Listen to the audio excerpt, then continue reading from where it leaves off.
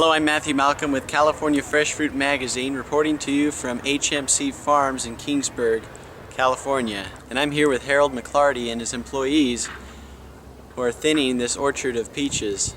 And here's Harold to explain exactly what's going on.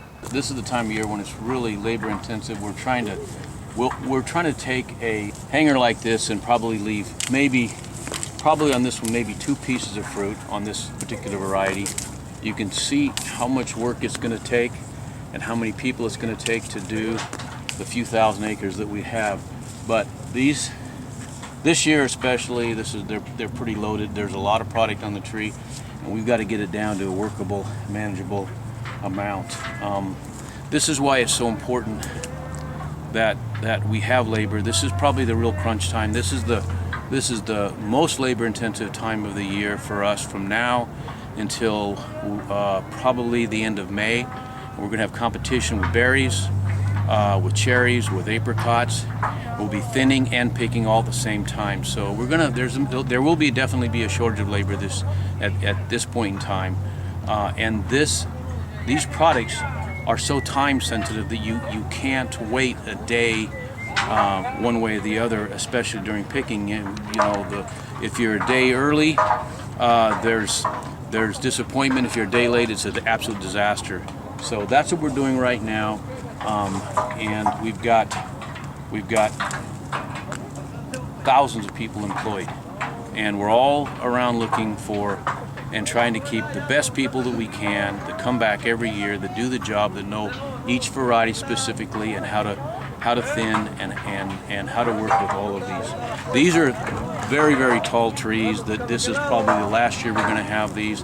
There's a whole new practice of shorter, more pedestrian type orchards where there's not nearly as much ladder work, because as wages go up, as costs begin to accumulate, we're going to have to find a way to cut costs.